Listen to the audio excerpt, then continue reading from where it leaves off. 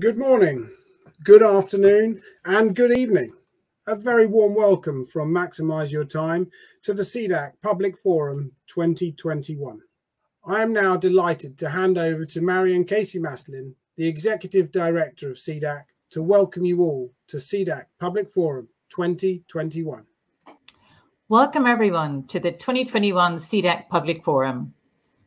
Ahead of us, we have 2 days of intriguing and thought-provoking discussion and debates about communication, community engagement, and accountability. It has been a pivotal year for CEDAC. We have a new strategy launching next year, and the debate about the future of accountability as part of the humanitarian reform process is gaining momentum. It was reassuring to hear the UN Emergency Relief Coordinator, Martin Griffiths, at our annual General Assembly earlier this week, stating his firm commitment to improving accountability in the humanitarian system. But the question is, how do you do that?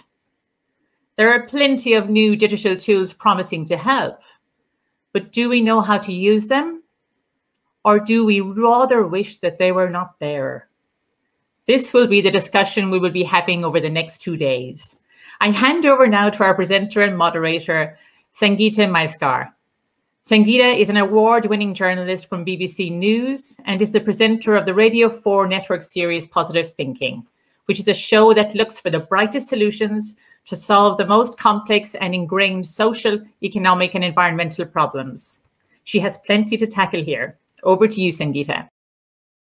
Let me start by thanking Marion once again for that wonderful introduction. My name is Sangeeta Maiskar. I'm a BBC journalist. I have been for many years, and I'm very excited to be your conference host and your moderator today. Fingers crossed, no more technical difficulties, and that means I'll be staying with you until 5:30 this evening, telling you what's coming up, but also hosting our very, very interesting panels. It is now, however, time to turn to our first session. It's called Listening versus Seeding, Changing the Decision-Making Table. Since CEDAC was set up 10 years ago, there's been a real rise in the awareness of the need to collect feedback from those receiving aid. Humanitarians say that decisions should now be based on this feedback from the community. But these systems predominantly are only designed to collect the information the humanitarian communities want. So this is where we ask if we really do want to share our decision-making with affected people. And we are not just listening for listening's sake. In the last 10 years, it's also become easier than ever for people to talk to each other. Mobile phones were first, and now there are dozens of social media apps, many of which are adopted by affected people before they're even heard of by humanitarian staff. Two-way discussion started by anyone is now easier than ever. Whether we understand it or not, new technology has opened up the conversation. People share ideas and feedback to each other easily and frequently. And they're also discussing their own ideas for what decisions should be taken in humanitarian aid projects. So, after all these changes, is it time to shift the dial from only listening to channels we have designed and to actively discuss and share decision-making with the communities we serve, offline and online? With me to discuss that are Fernanda Baumhart. She's the advisor on accountability to affected people and community engagement for OCHA in Latin America and the Caribbean. She has extensive experience of advising and working on community engagement and accountability projects throughout the Americas. Bahana Hydrogen is a refugee who has started multiple tech businesses in Kakuma refugee camp, including StepUp.one, which provides social media strategies to business leaders and companies, and has also taken part in the participation task team for UNHCR. Kin Omar is from the Global Partnership for the Prevention of Armed Conflict and also the founder of the Progressive Voice in Myanmar. She has seen how activism has been transformed by digital communications, leading to the potential to make people accountable across boundaries. And also, of course, are you, joining us virtually, our audience. We'd like this to be as inclusive a conference as possible.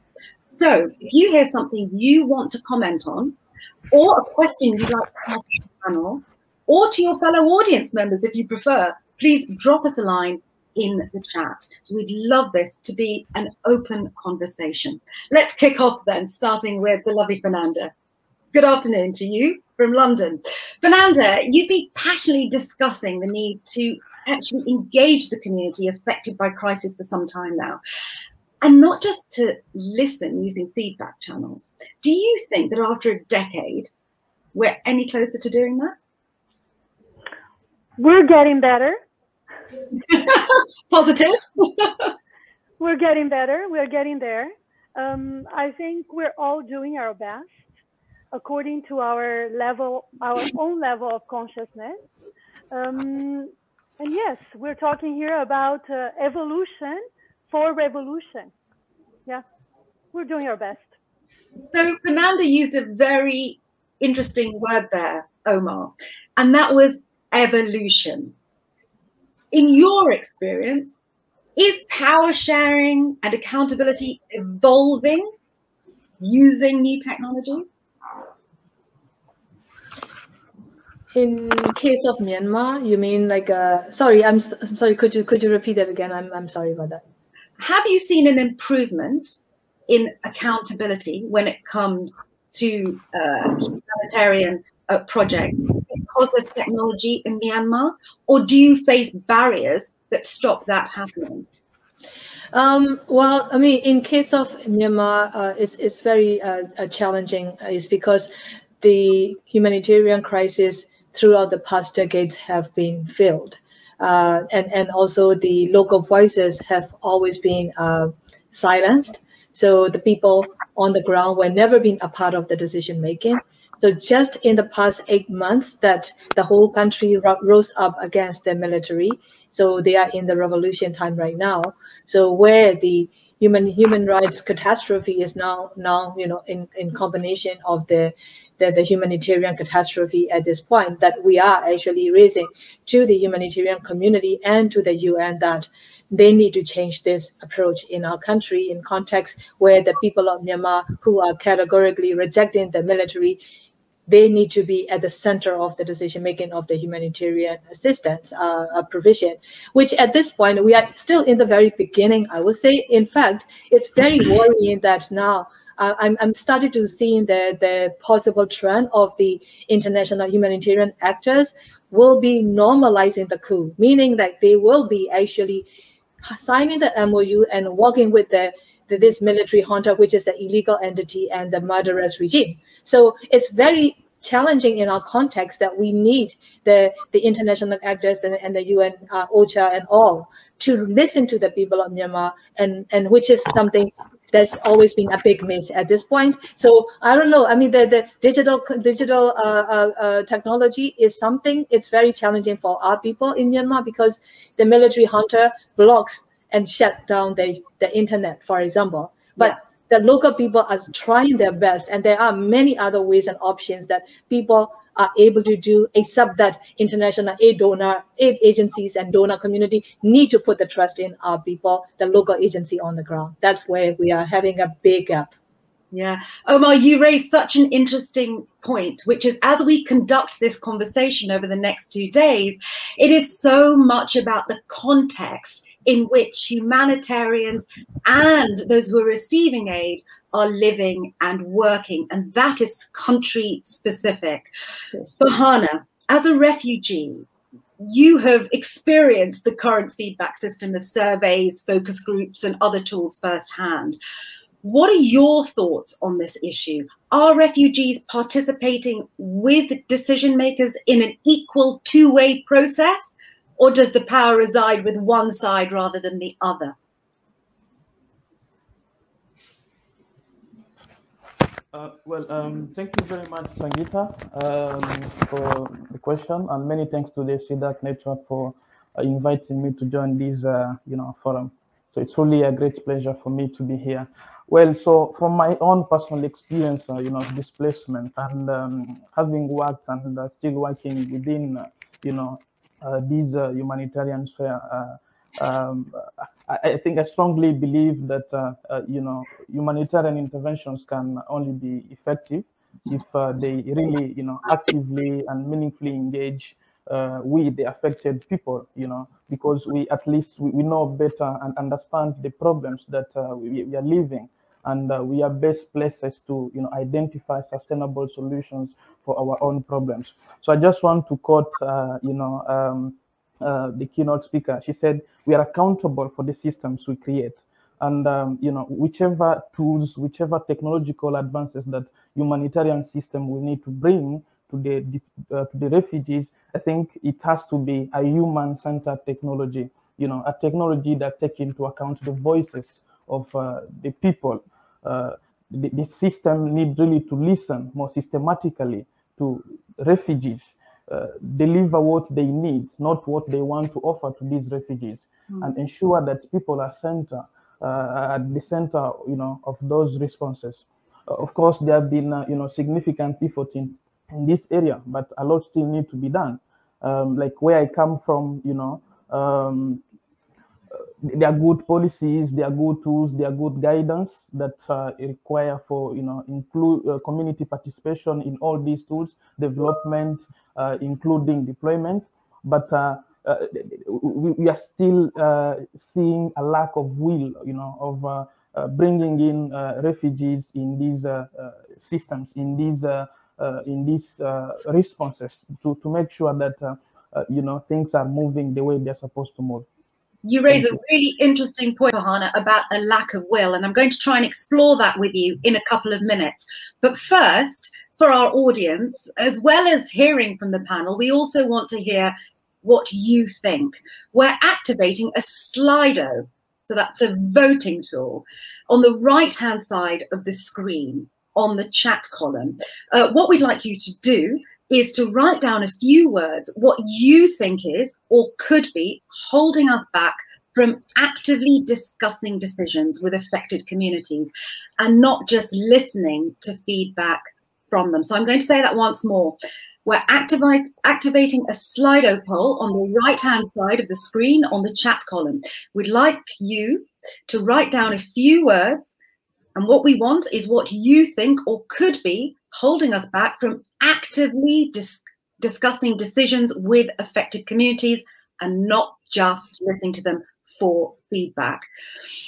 Fernando, can I come back to you? Farhana said something very interesting there. He said, in essence, where there's a will, there's a way. Where there's an intention, you can get it done.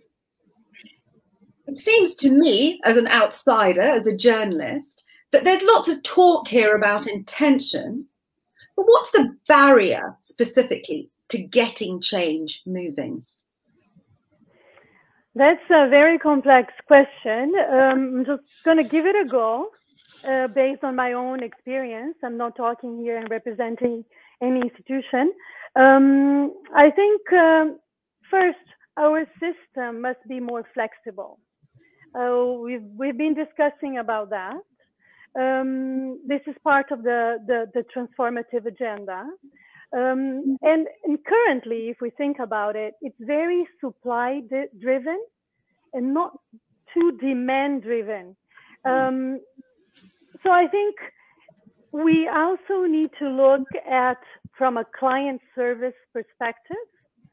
And perhaps these discussions, they're already happening. And they are already being put in place in some responses. We don't have an answer for around the world. It's not one size fits all. And I think, as we know, it's about leadership as well. And leadership at many levels. Let's not forget that when we operate in humanitarian responses, we are operating in partnership, or at least in collaboration, depending on the context, with the local authorities. So sometimes we operate in contexts that are not democratic. So then when we come with the approach of being accountable to the affected population, We're talking about citizenship. We're talking about democracy. We're talking about direct democracy in aid. So we do need to reflect as well that it's not so easy. It requires a wider systemic, at least reflection and change. Omar, Fernanda picked up beautifully on your point earlier, which is that humanitarians have to work within the societal and political context in which they find themselves. It has often been said that one of the reasons that decision-making isn't shared more widely with affected people is the fear that digital communications particularly can be manipulated. Earlier, you told us about how the government of Myanmar is controlling communication. Is there also a danger that affected people may be manipulated themselves? Have their digital communications manipulated? Is that a real fear? First of all, there is no, I think you're referring to the military junta, which is the illegal entity of in Myanmar. They're not the government, first of all, they're not the government. And this is also when we talk about the context, it's very important like this, because many of the international actors that I started to refer the illegitimate military junta as if they were the government. And what we're seeing now is even that, as if, because they started to take the military junta as if they were the government of Myanmar. That's where they are looking into normalizing this bloody military coup, which in fact, when they talk about the impartiality and neutrality, we see that it's already very politicized. It's not neutral. Nothing is neutral working with this murderous military, which is a criminal. Yeah, but coming to this digital the point, yes, I mean the digital communications is of course under the control of this military junta, and it's very challenging. But also, like I said, like as you said, if there is a will, there is a way. And what we are lacking is that will from these international actors so far, which we keep advocating for, is because on the ground, I mean, even before the digital technology came into place, our local humanitarian actors have been documenting well, coming up with the, not only the humanitarian needs documentation, but also the human rights abuses, documentation on the human rights abuses that has been transmitted to the UN accountability mechanisms, human rights mechanisms for decades. So what I'm saying here is, yes, the digital technology is under control by this military junta, which they use it for their own political means to crack down and suppress on the people. But what we have is also there are other means, because the Myanmar local agency on humanitarian and human rights are very strong. They are very vibrant and well experienced. So what I'm saying is, if the international agencies and the UN, if they have the will, if they don't suppress our local people's role, and if they put the Myanmar people at the center of the decision making, many of the things will go as it needed to reach the people in need. And I think that lack of will is a key challenge that we are facing right now. Bahana, where there is a will, there is a way, and you're a very good example of that. You started up a tech startup yourself within a refugee camp. Can you tell us a little bit about that? Thank you very much, Sangeeta, for that question. So, as you are aware, COVID-19 brought, with it an immense opportunity, and I myself, as a refugee in Kakuma, back in 2016, we co-founded a community-based organization that provides youth with digital skills and access to, global livelihood opportunities. There is these issues here in the camp where I come from. Youth are not given access to these opportunities that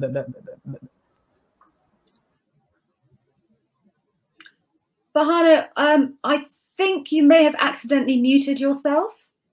I think that might be a possibility.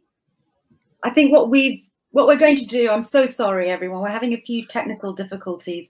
In some ways, the technology is wondrous in that it's bringing us all together from around the world. In other ways, sometimes it has a few problems, and that's what we're experiencing today. In the meantime, for the audience, I'd like to just remind you that we'd like this conversation to be as open as possible. As well as the Slido poll that I told you about earlier, we'd like to hear your thoughts.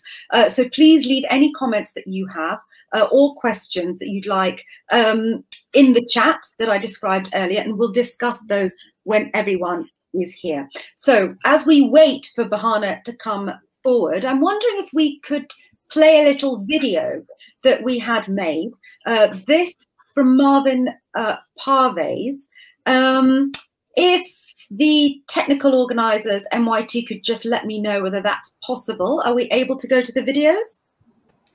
Yes, we can, Sangeeta, when you're ready. Wonderful, let's do that. I'm pleased to say, welcome back, Bahana. We've got another perspective today, and throughout the forum we're going to be gathering testimonies, if you like, from experts, from people working in this area, again around the world. We're going to start with Marvin Parvez. I'll let him introduce himself. Now, unfortunately, there was a very low bandwidth where he was, so we're only going to be able to hear his video. Here we go. My name is Marvin Parvez. I've been in the aid community, part of aid community for the last 30 years. We need to say, rather than everybody else getting into our shoes, that we need to get into their shoes and use a technology that they understand and can use. And also have out-of-box kind of ideas. I mean, nowadays, a lot of our organizations, colleagues and us, use social media a lot. And I mean, yes, I would love to live stream the CEO's presentation, but why can't we live stream actual distributions, actual disaster sites that we are working in? I think we need to find a lot of ways to be more publicly accountable to, again, the communities that we serve.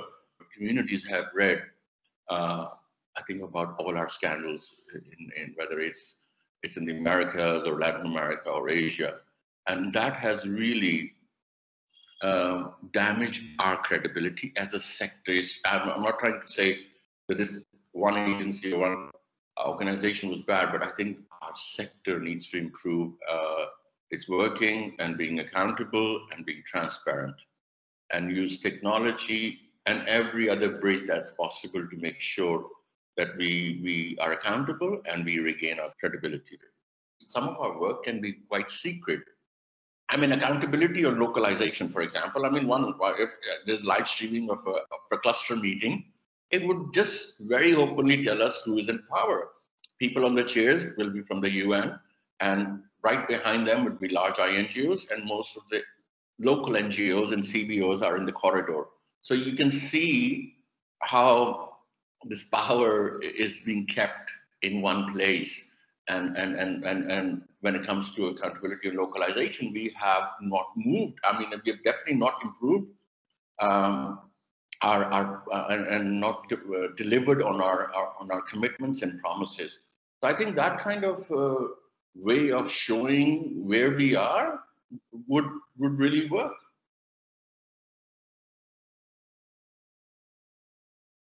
That was Marvin Parvez.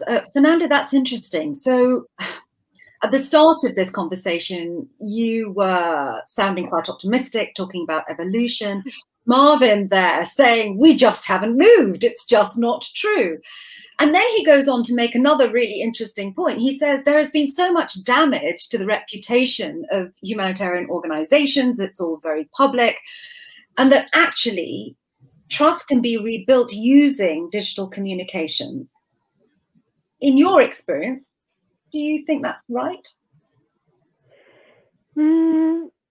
I think trust is walking our talk. That is trust, and that can be broken anytime. So I just want to maybe bring here for reflection. One of the issues that is happening now, it's one of the hot trends, which is the proliferation of hotlines as a feedback mechanism, right? Hotlines. So let's launch hotlines and we check the box that we are listening. And then we receive thousands, and I'm talking about general here. There's plenty of study, ground truth solutions. And then we don't reply with corrective measures. And then what happens? We affect our credibility. And not only that, we perhaps say or send a message unintentionally to communities that say, okay, yes, call us, but perhaps we don't care. So we do need to look at what we're doing in terms of feedback mechanisms, because launching it and not being able to really correct with actions, or at least inform communities that why we cannot do that. I'm not saying that we have to do everything that they demand, no, because we have limits, but we need to communicate with transparency that we have limits and that some things we just can't do it. So I think, yeah, taking off that heroic hat, you know, that we are not heroes. We are bound by funds, by operational capacity, by access, and many other challenges. So we cannot just open up call centers and say we're going to fix the world, you know. So, yeah. Fernanda, thank you. Omar, any thoughts on what Fernanda has just shared with us? I see the limitation, and of course that's the very reason that we've been raising, because, you know, I mean, it's very natural for any outside actors to be able to fix the situation, and that is what the realization that is needed. You know, the international actors need to realize that reality on the ground. And that's the very reason when they have limitations, and the local actors, local agencies, they have the trust from the community. They are from those affected communities. They have the long-term experience, and they know how to get the things done, you know? So even when the international groups cannot do it, the local groups are able to do it. And in fact, in our country context, that's what has been happening. You know, when all of these limitations that international actors are facing, the local communities are caring for themselves by many means. And that is what we need to appreciate and support. And the international community will have to support, because many of those limitations that they face, regardless of, you know, like different circumstances, the local communities themselves, the local leaders themselves can solve that. And I think that's where we need to actually support. Yeah. Bahana, Omar makes a really important point, doesn't she? That if the process is more two-way, then local people can provide their own solutions and have those solutions recognized. Bahana, your experience as a refugee, would that have been better or changed or enhanced if that had happened for you? Well, thank you very much, Sangeeta. You know, to be honest, I think refugees are stepping up, you know, when it comes to participation, digital technologies, and all these things. As you know, as you can see, refugee-led organizations, when the COVID-19 started, they've been very much active, you know, in the front line, responding to these issues. There have been local actors, you know, organizing consultations, you know, bringing refugees from different places, even from the remote areas, together just to try to, you know, bring up their voices, to discuss their challenges and formulate recommendations of the problems that they are facing at their community level. And they could not do that without these, you know, technological advances that we are witnessing nowadays. And these digital, you know, solutions have actually, you know, brought a great opportunity to eliminate some of the access barriers that hinder community participation.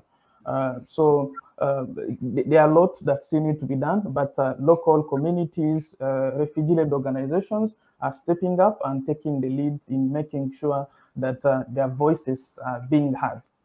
Thank you. Thank you. Bahana, may I ask you a follow-up question? Local people are stepping up. They are finding their own solutions. What, in practical terms, can digital technology do to help enhance that solution finding in your experience? Well, thank you very much, Sangeeta, once again. So, you know, just one example is the Step Up.1 initiative that I'm part with. You know, this initiative aims to believes that you know, access to education and access to global, you know, opportunity, livelihood opportunities are human rights. So we leverage on technological approaches to, you know, give refugees with just one skill and connect them to digital opportunities. And refugees are at the center of this initiative. So, and the aim is to make sure that at least 1 million refugees are being reskilled in social media marketing and connected to, you know, opportunities that paid. And so far, over 300 refugees have been trained on this. So you can imagine how huge this impact is. So, you know, they are realizing they're not just refugees and they are not just recipients of aid, but they are contributing to the development of businesses, of people from across the world. We have got refugees from our Kakuma refugee camp. We are working for businesses, for enterprises across the world, in UK, in US, in Europe. So it's bringing back this dignity. We are seeing, you know, the potential of these technologies that is being driven by refugees themselves to improve their own livelihood, which is, you know, something that to be proud of from a refugee perspective. Thank you. Thank you, Bahana. Omar. Yes, I just want to add something to what Bahana said. In Myanmar context, what we also need is international actors to actually pressure on the military junta not to weaponize the digital technology for their political gain. And they have been using that, you know, like including surveillance and all, to really target the communities. So how can we actually, you know, overcome that? Is if the you know, international telecom operators, such as like in Myanmar, there are telecom operators from international, Ooredoo, Telenor, they need to be actually, you know, complying with the business and human rights principles in their work and operations in Myanmar to ensure that they don't, you know, they don't give in to this military's call to, you know, to breach the privacy and protection of the people on the ground, for example. And also we need the local communities to be able to have that access. You know, we need to ensure this military they cannot do this. So we need that, like, more international political pressure. Again, that's why, you know, we don't see the separation between the humanitarian aid delivery and the human rights protection. They are all intertwined. They are both intertwined altogether. So I think that's very important that we also take that another angle to ensure those in authorities don't jeopardize the people's lives on the ground and don't weaponize the digital technology for their own political purpose. Yeah. Omar, thank you. Fernanda, I can see you nodding along to things that both Bahana and Omar were saying. Would you like to share your thoughts? Maybe in a different angle. I think from my previous work, doing a lot of participatory video, I believe that digital can really help change the narrative, or at least put more narratives into the table, and spread. So change, self-reflect on their own narrative, connect stories, connect solutions. As for example, populations in the move, they help each other. We can see this in many places by sharing anticipatory or challenges or anticipation challenges. So I do believe that technology has enabled, or has the potential to enable, instead of becoming subjects, like communities as subjects, becoming producers of their own stories, becoming editors of their own stories, becoming distributors of their own stories. And I think this is part of the empowering. I don't believe about giving or empowering. I think it's about self-empowering. Who are we to empower? You know, like we need to empower our own selves. If we continue this line of thinking, oh, let's empower, I mean, I'm not sure that's the way to go. So I think it's more about enabling or allowing the self-empowerment to happen and to flourish than anything else. Fernanda, you brought me on. As you know, I'm a journalist, so I'm always looking for a controversial question. And you bring me nicely onto something I wanted to ask all three of you, which was an interesting point and probably one of Arathi's biggest points, which was this idea of tech colonialism. She said that this was inherent in the humanitarian system and needed to be examined and changed without a total revolution. To what extent do you believe that tech colonialism, as she described it, exists? Would any of you like to answer that question first? Omar, you're smiling. I'll come to you. Sure.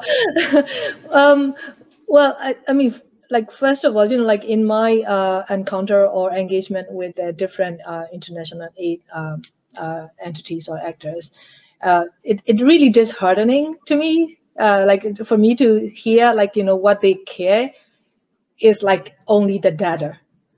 And like, you know, just like the head counts and such, you know, like numbers. And it's, you know, I was also once a refugee myself, and I have gone through those experiences. You know, I had to run in the jungle and all of that. So I'm like, wait a minute, we're talking about the people's lives. It's not about the data. You know, that data will come only at the end. But then it's really challenging for me to hear from those actors. And so again, I mean, first of all, I meant to say that, you know, I'm in total agreement with the keynote speaker for all the points that she raised, and even the language that she used, such as like minoritized. And this is the you know, what it fits in our country's community situation that has been minoritized. So my point here that I want to raise is that the that particularly when she really referred to that coloniality or the colonization in different stages, I really appreciate it, because again, there is colonization of the aid, you know. So basically the colonization of the digital, the technology is another layer within the frame, which I find it quite troubling. And I also see why these missions being failed in many contexts, including our country's context, that they have been failed, is also because they put those data, you know, like before the people's, you know, lives and their stories, like you were saying, Fernando, like about that you know, people connecting. They know their solution. They are, in fact, they will be the one who have to live, regardless of what the international community can deliver the aid or not, you see. So I think it's that whole digital colonization is one of the things that need to actually change. And I'm glad to hear from, you know, what you said in the beginning is Martin Griffith said that, you know, what they need to do is to improve the accountability. And I have to say that, well, it's actually not only improve, because you have never really had much of that accountability yet, at least in our eyes. So rather than improve, you have to change the paradigm, change all the approach that you have been, you know, you mean as the UN agencies. Sorry. No, brilliant. Thank you, Omar. Bahana, I know we lost you for a moment. The question I was asking was whether you agreed with Arathi that tech colonialism exists.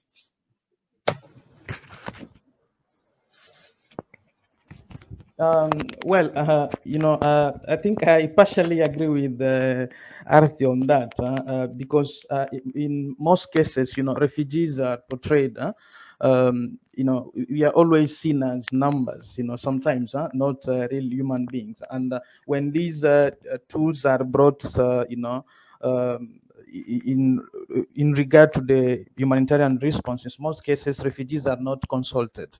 Their views are not being taken into considerations. So, and for me, I think it's high time that humanitarian actors design, you know, technological tools that, you know, take into account, you know, local inputs, you know, local perspectives, because refugees are not just people, you know, seeking for aid. Some, you know, they have a wealth of, you know, expertise. Some are tech, you know, experts. Some are, you know, before they become refugees, they were learning, they had a life. And if they can be consulted in every tool that can be, you know, developed to solve or to solve their protection issues, I think that will be a way to go. Because in most cases, you find that we are being forced to, you know, we are being spoon-fed. Whatever is being brought to our table, we don't have the chance to put our views forward. You know, we don't have the opportunities to bring our expertise to the table. And I'm glad that, just like I said, you know, refugees themselves are stepping up, and we are forcing, you know, to change the narrative. We are changing things, you know. It's going to take long, and I'm glad that humanitarian actors are also realizing that, and that's why people are talking of localization. People are talking of, you know, meaningful participation. I think that's the way to go, and we need to build on that momentum and get away of that colonialism mindset. Yeah. Omar, I can see you're dying to come in again. Jump yes, in. I am. I just want to also say, like, you know, like Bahana said, like, we have been also calling for the, like, a meaningful participation and all of that, honestly, for like a decade, you know, at least. But what we've been seeing is the response has been very like a tokenism, you know. It's like a tick in the box, you know. They, like, there will be meetings held, like, you know, where the people, you know, might be brought in, where people will be hearing a lot of these international language, you know, like which is difficult for their local communities to understand and grab on. So rather than, you know, like a really bringing in the, you know, with the simple information and allowing like an enabling environment where the people can fully engage and share. It's more like what do you call it? It's a very I don't want to use the word window dressing, but honestly, it's become like a very tokenism, superficial kind of approach where the people, it's like a tick in the box. Oh, we have done this consultation with that community, this consultation, etc., which again is another area that seriously need to be revised, shipped, and changed. Fernanda, is this a picture that you recognize? Yeah, unfortunately. I think it's not about consultation. I just want to pick up on the point from Omar. Very, very well said, by the way. We have to revisit, maybe that's the right word, about what is meaningful participation, right? Because there is a tendency, and I'm talking about encountering colleagues in the field here, not even talking about higher up, that they believe that meaningful participation is validation, and it's not. So I think we should raise the bar in terms of what is really meaningful participation, which is, I think, it's ownership. As Brown, there's a very nice paper on it, and perhaps we should try to amplify this or revisit this concept.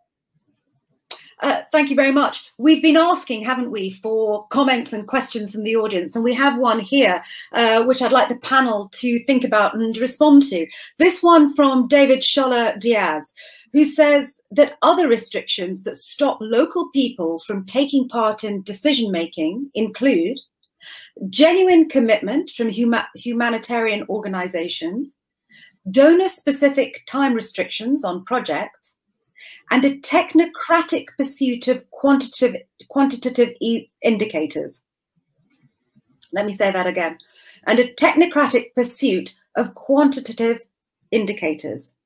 He also says that genuine community engagement requires courage to interact with diverse persons and sometimes confront uncomfortable messages that may call for jointly redrawing their plans. Bahana, can you react to that? I think we've lost Bahana for a second. Fernanda, what do you make of David's observations?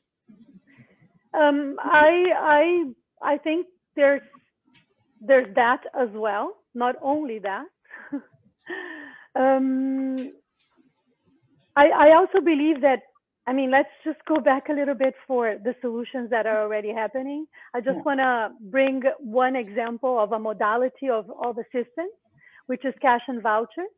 In my point of view, and many colleagues share, of course, we're not here applying to all the context because it does requires analysis, local analysis, but I'm just talking as a modality as a whole.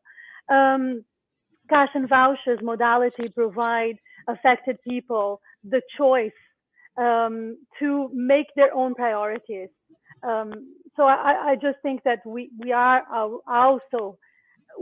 do also have some positive examples. It's not all negative. I just wanted to counter a bit. I think that's right. I think that's really important. Now, one of the things that we have also been asking our audience, Ken, I'll come back to you in just one moment. One of the things we've also been asking our audience to do is to take part in a text poll.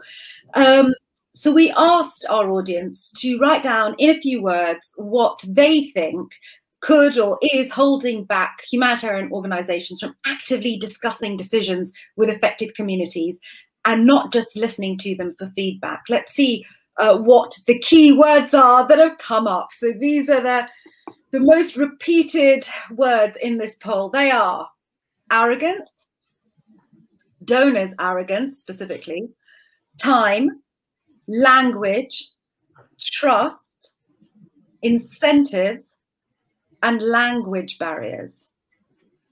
Omar, are you surprised that these are the key barriers that have been identified by our audience? Arrogance, time, language, trust, language barriers, incentives. I'm not surprised at all. In fact, we can even add more, like, lack of conflict sensitivity and also lack of respect and, value of the local community's capacity, things that there are a lot more. If we want to add, I can come up with another list. Yes, but I do agree with that. Yes, definitely. Yeah. I have one more question, actually. This one, in fact, from one of our conference organizers who's very keen to get an answer to this. He asked if we could live stream to refugee camps to make them transparent in terms of their coordination and management meetings. Would that be a good idea? Fernanda and Bahana, I'd like your thoughts on that. Fernanda first. Absolutely, but I don't think it's only about participating in meetings. I think it's also about how the weight of your voice. It's about the representation as well, who is participating and what's the agenda behind. I've seen in many different contexts leaders that say that are leaders, but they have their own agenda. So we do need to be careful about that. It's not as easy as we believe. Bahana, your thoughts? Yes. Would a live stream of decision-making within a refugee camp make it more democratic? I don't think that's enough alone, because that goes beyond just participation, Sangeeta. There's a big difference between people living in a refugee camp and those living in the city. So it's not just about listening in. It's about how sure are we that these people have access to the digital skills that others have? Can we make sure that these access to digital skills is also democratized? Can we make sure that refugees are also part of these development, these technological advances? Today's meetings are being live streamed. We have Zoom calls, but how sure are we? As you can see right now, I'm struggling to participate in this meeting just because of the internet. Do we have proper infrastructure to allow the displaced people to participate, to meaningfully engage in these discussions that affect their lives? I think that's another discussion we need to pick up from, because it's not just about listening in or participating. It's about making sure that they really understand, they are really being meaningfully involved in these discussions. Because the meaningful comes in when there is a sustainable solution, and the sustainable solution is not a one-day provision of support to allow these things to happen. Is to ensure that the refugee, the youth, the refugee populations are part of this advancement, are part of these discussions. I think that's the most thing to air. Thank you very much. Thank you. And Omar, Fernanda and Bahana are right, aren't they? That actually superficial transparency is meaningless, really, without weighted participation, without context, without equal communication, without a sharing of power, essentially. Would you agree with that? Absolutely. Yes, absolutely. Yeah. So you've been a really wonderful panel, and quite honestly, I could talk to you for another hour or so, but I'm afraid we have to crack on because we have another session today. It leaves me really to conclude this panel with you. So I'd like to ask you the question that we've been trying to work towards answering this session. So let me put this to you. Do you think humanitarian organizations are ready to not just listen to, but to see decision-making, or at least openly discuss decision-making with the people that they are helping? Fernanda, let me come to you first. There's no one answer. It's not a generic answer. I think my first take is that. I think there are many organizations that are already doing, that have been already doing, that are designed, such as the Red Cross, Red Crescent movement, with communities embedded in the whole programming and operations. So I don't think it's one answer. I think many are, and many are not yet. But I think it's on the table. The subject is on the table, and we have to keep pushing on the agenda. We cannot give up. I'm not going to give up, and neither of you are going to give up. So let's continue and inspire each other not to give up. Omar. Yeah, I agree with Fernanda. I mean, yes, I don't think that we can just say, respond to the question for all, but at least let me come back to our country context. For now, since the last 8 months of the military's non-stop terror campaign against the people, that violence has come to be way too extreme to reach into the breaking point, right? So I think, before this attempted military coup by the military, I think in the past couple of decades at least, the humanitarian actors may be kind of like going, at this back and forth quietly, that our voices simply were never really put on the table in the real sense. But I think at this point they have come to the point that they need to really look at it seriously and listen to our voices, at least as a first step. And I see at least a few started to take the steps to respond in some level, but I think that the very main actors, such as the OCHA, I think we still need these, particularly the UN actors, to come to the point of making things happen on the ground that is in the will of our people. Because that's where I see the major problem will be if the UN agencies don't change their approach, if they continue with that conventional way. I think that's where I want to see that the change in the whole doing. I just have to say that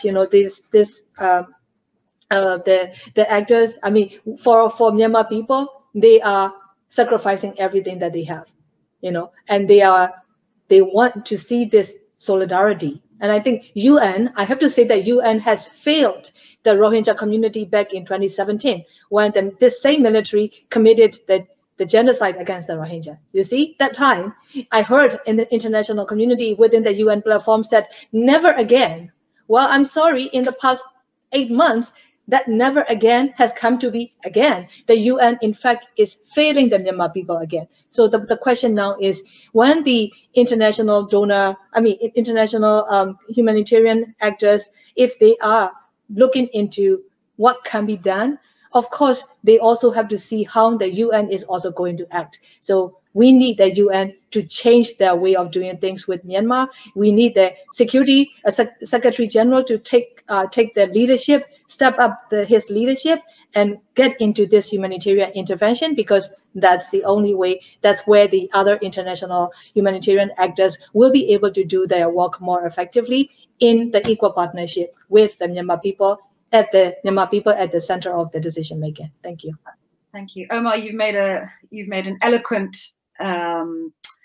plea there to make this issue of decision making and sharing power greater than just that of digitization and digital technology. But that is, of course, what we're here to focus on today. So, Bahana, I will ask you the question as well. Do you think humanitarian organizations are ready to not just listen to, but to see decision making, or at least openly discuss decision making with the people they're helping? And crucially, do you think the advent of digital technologies will aid that process? Bahana?